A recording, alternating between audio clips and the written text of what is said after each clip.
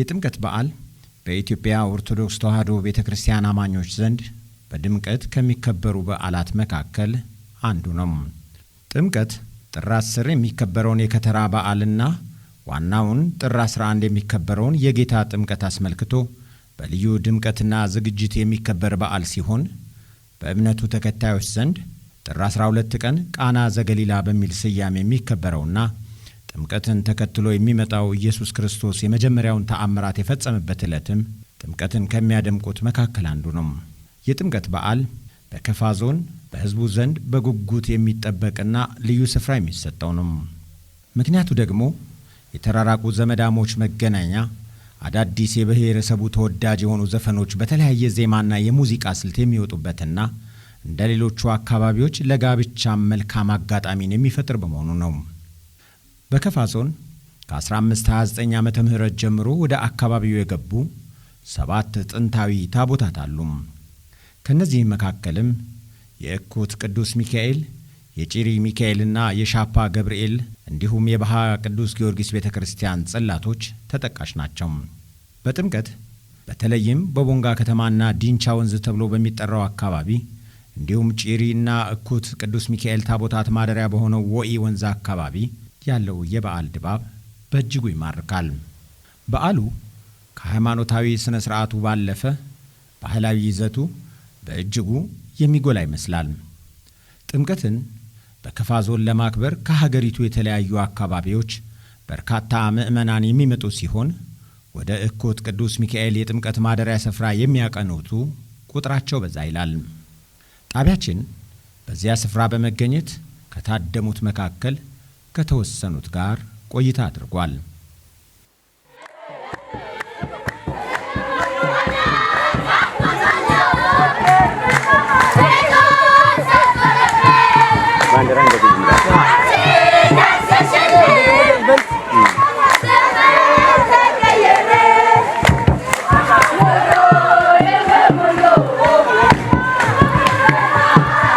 የተበተነው እንዲሰባሰብ፣ ያጣው እንዳገኝ፣ ያልበላው እንዲበላ፣ ያልለበሰውም እንዲለብስ፣ ያላገባውም እንዲያገባ፣ ያልተማረውም እንዲማር ሲል ዓለም አስቸጋሪ ነበረና ሁሉን በአምልኮ ተባይድ ጠልፎ ነበረና አምልኮ ተባይድን ለማጥፋት ልጁን ወደ ዓለም ላከ። ከእመቤታችን ከስጋዋ ስጋ ከነፍሷ ነፍሱን ነሳ። እንደኛ እንደማንም ሳይሆን እንዳው እንደ አምላክነቱም ሳይሆን እንደ ድሆች ልጆች ሁሉን እየለመነ ሁሉ በእጁ ሲሆን የመጣው ለትሕትና ነውና ለምሕረትም ነውና አምላክ ነኝና ሁሉንም ላድርግ ሳይል ቀስ በቀስ ስራ የሚሰራ ነውና በጎል በበረት ተወለደ በከብቶች መካከል። ሁሌ በየዓመቱ እመጣለሁ። በጣም ደስ የሚል ነው። ደስ ይላል። እኔ የመጣሁት አጋሮ ነው ከጅማ ዞን። ስሜ ታሪኩ ማሞ ይባላል። ኩቲ በጣም ደስ የሚል ድባብ ነው ያለው። ኩቲ ላይ ህብረተሰቡም ማህበረሰቡም በጣም ደስ የሚሉ ሰዎች ናቸው። በጥሩ መስተንግዶ ቃና ዘገሊላን እዚህ አክብረናል። ትላንትና ሻፒ ገብርኤል ላይ ደግሞ ጥምቀትን አሳልፈናል ማለት ነው። ስሜ አባይነሽ መልስ ይባላል። የመጣሁት ከጅማ ከተማ ነው። ለጥምቀት በዓል ላከብር ኩቲ ሚካኤል ያደረገልኝን የሰራልኝን ታሪክ እኔ ያውቀዋለሁ። በጣም ደስ የሚል ነው። እኔ ለመጀመሪያ ጊዜ መምጣቴ ነው። ያው እንደምታየው ጥላ ይዤ ስለት ዝናውን ታሪኩን በመስማት ስለት ይዤ ነው የመጣሁኝ። በጣም ደስ የሚል ነው። እጅግ በጣም ብዙ ክብረ በዓሎችን ሌላ ቦታ አክብሬያለሁ። የኩቲ ሚካኤል ግን በጣም ይለያል። ሳልመጣ እዚህ ገና እዛ ሁኜ በጣም ምናፍቅ ነበረ፣ መምጣት ምናፍቅ ነበር ታሪኩን ስሰማ። ስሜ ተስፋ አበባ እባላለሁ። ከመጣሁበት ኦሮሚያ ክልል ከአርሲ ወረዳ ነው። እኔ ታምሩ ሰምቼ ነው መጣ። የሚካኤል ታምር ቦታው አላቅም። የሚገርማችሁ አዲስ አበባ አልፌ አላቅም። እዛ ከኛ ጋር የሚማሩ ተማሪዎች ነበሩ፣ እዛ ግቢ ተማሪዎች። እዛ ተዋወቅንና የሚካኤል ታምሩን ነገሩ። ከዛን እዛ ሆኜ ስለተሰርኩ አስሜ በጣም መከራ ያደርገኛል ነበረ። እዛ ደጀጄ ከተሳለምኩ ከዛሬ በኋላ ይተውኛል ብዬ ተስፋ አድርጋለሁ። ከዛ እሱን ታትዬ መጣሁ። እግዚአብሔር ሚካኤል ደግሞ በራሱ መርቶኝ እዚህ አመጣኝ። እኔ የማውቀው ቦታም ታምር ነበረኝ። ኩቲ ሚካኤል በጣም ከሌሎቹ ለኔ ለየት ያለ ነው። እኔ በበኩሌ በፊት ላይም ከምዕራብ ኦሞ በአዲሱ ክልል ነው ወደዚህ የመጣሁትና በፊትም ከምዕራብ ኦሞ ያለሁኝ ጭምር መጣ ነበረ በጣም ብዙ አመታት ወደ 10 አመት አካባቢ እና ለኔ ልዩ ነው። የተለየ አካባቢም ነው። ታቦቱም ልዩ ነው። ጠርተህ የማታፍርበት የተለየ ድባብ ያለበት ሰዎች ከአዲስ አበባም ከየትም ከተለያዩ ክልል የሚመጡበት ነውና መተው ቢጸልዩ ቢሳተፉ ትርፋማ ይሆናሉ። ደስ የሚል ታቦት ነው የምለው። እንግዲህ ሰው ታልተጠመቀ አይድንምና የጥምቀትን ስራ ለመስራት ከገሊላ ወደ ዮርዳኖስ ወንዝ ጉዞውን አደረገና በዮርዳኖስ ወንዝ የማይዳሰስ አምላክ ተዳሰሰና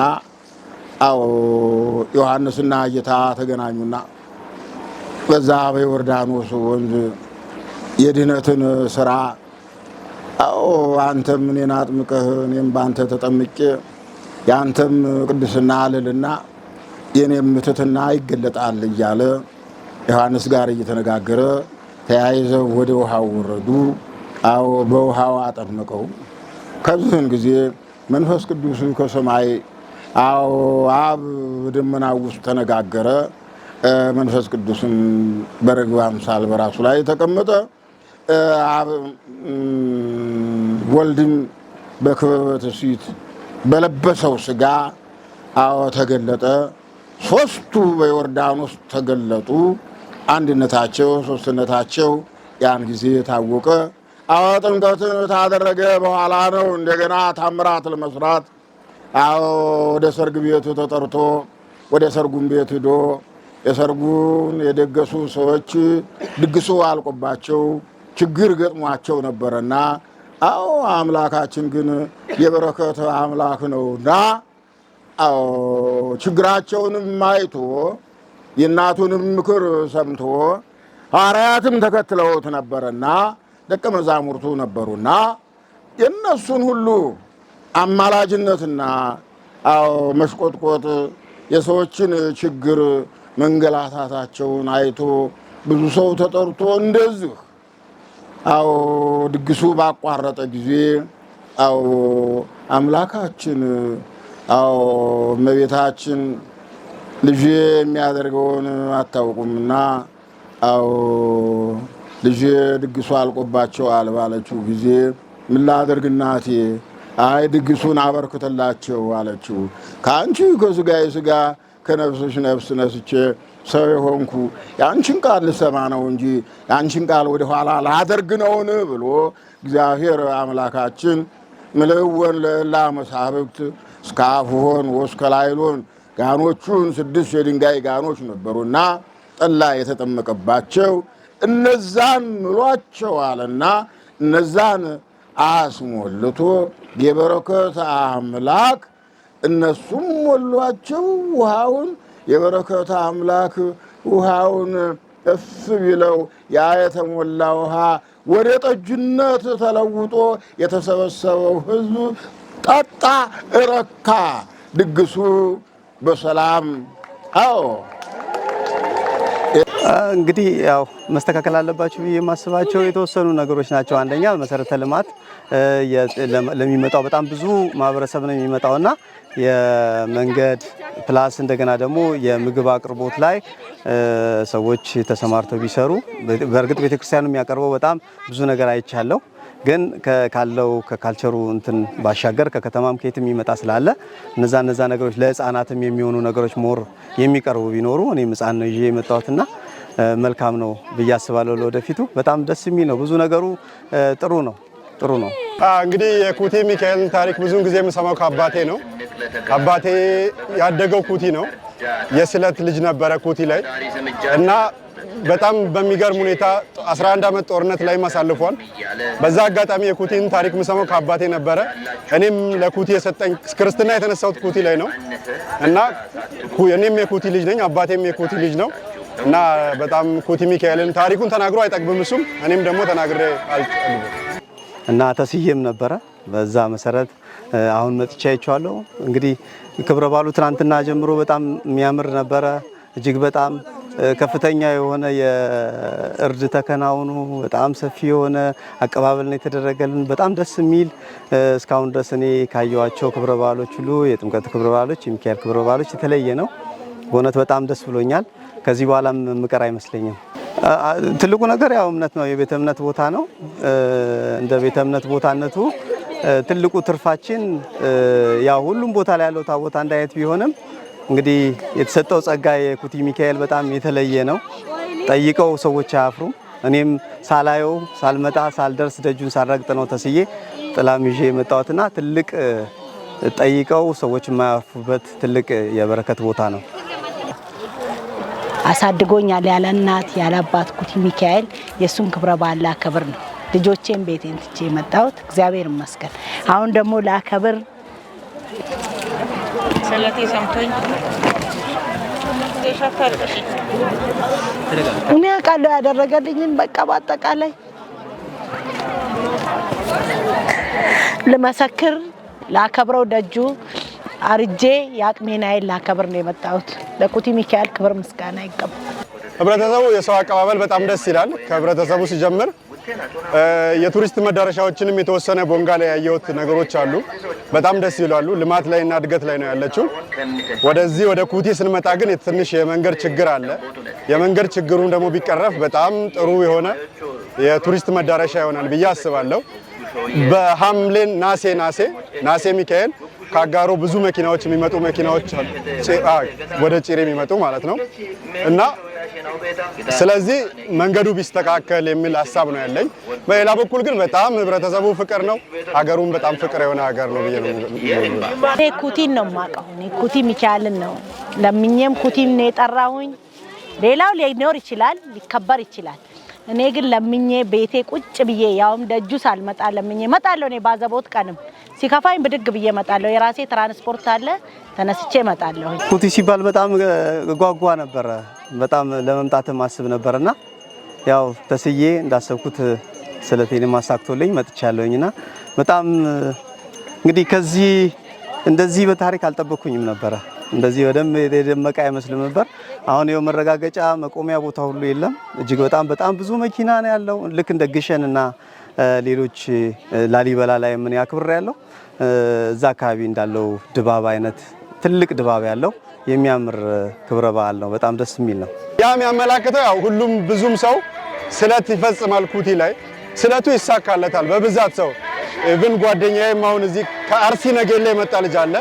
ከአርሲ ነገሌ ዩኒቨርሲቲ ሆኖ ነው ለኩቲ የተሳለው። ስለቱ ደርሶለት ምንም አይችልም፣ ቋንቋውን አይችልም፣ ባህሉን አይችልም፣ አያውቅም።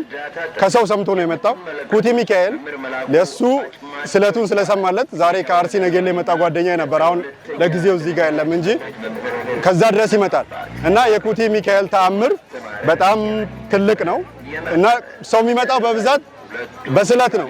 ኩቲ ሚካኤል ደግሞ ሰሚ ነው እና ብዙ ቦታ ቢኖርም ሚካኤል ግን የኩቲ ሚካኤል ደግሞ ያው ፈጣን ነው። በጣም ፈጣን ስለሆነ ህብረተሰቡ ይመጣል እና ስለዚህ ነው ያው ምንም ባህሉንም ቋንቋውንም የማያውቅ ሰው ይመጣል እዚህ ለቅዱስ ሚካኤል ስል ነው የሚመጣው። እኔ ደግሞ የሚያደርግልኝን ደግሞ ከምንም በላይ ስለማቅ ነው። ሌላ ሀገር ያለው ሌላ ሀገር ከብሮ ይቀመጥ እዛም፣ ግን እኔ ኩቲ ሚካኤል ልዩ ቦታ ስላለኝ ነው የምመጣ። ልዩም ነገር ስለሚያደርግልኝ ነው የምመጣ። በዓል ንግስ በሌለ ሰዓት እመጣለሁ። መጥቼ አመስግኜ የምነግረውም ነገር ካለ ነግሬ ተመልሼ እሄዳለሁ። አረ በጣም የሚገርም ነው። ከትላንት ጀምሬ እየተገረምኩ ነበር። ለዛም የቦንጋ ሰው በጣም ፍቅር የሆኑ ሰዎች ናቸው። ሰው መቀበልም ላይም ደግሞ አገሩም ደግሞ በጣም ፍቅር የሆነች ሀገር ናት። በጣም ደስ ብሎኛል። አዎ ሀገርን ሰላም ያድርግ። የመንግስት አካላትም ልጆቻችን ታቦታችሁን አክብራችሁ ህዝባችሁን እየተራዳችሁ ህዝቡም እንዳይገፋፋ ችግርም እንዳይፈጠር ሌቦችም እንዳይበረቱ እየተንከባከባችሁ ከተራው ዕለት ጀምራችሁ እስካሁኗ ሰዓት ድረስ ህዝባችሁን እየተንከባከባችሁ ታቦታችሁን እያከበራችሁ ያላችሁ ናችሁና እንግዲህ ይህን አደረገ እናንተንም ያዘዘ ሁሉንም የሰራ እግዚአብሔር አምላክ የተመሰገነ ይሁን። ቤተ ክርስቲያኗ ተለለች፣ ሁላችንም የለንም። አመራር ተለለም፣ ሁላችንም የለንም። አንዱ አዛዥ፣ አንዱ ታዛዥ፣ አንዱ መሪ፣ ሌላው ተመሪ ሲሆን ሁሉም እየተረዳዳ አገሩንም ያለማል፣ ህዝቡንም ይጠብቃል፣ የሰውንም ትርታ ይሰማልና እግዚአብሔር የዚህ በዓል ባለቤት አምላካችን ሁላችንንም ይባርከን ይቀድሰን። የተወደዳችሁ የዝግጅታችን ተከታታዮች የዘንድሮውን የጥምቀት በዓል አስመልክቶ በዴቻ ወረዳ ወደሚገኙት ዕድሜ ጠገቦቹ የእኩት ቅዱስ ሚካኤል ቤተክርስቲያንና የጭሬ ሚካኤል በማቅናት ያሰናዳ ነው የተከታተላችሁትን ይመስል ነበር። ሰላም።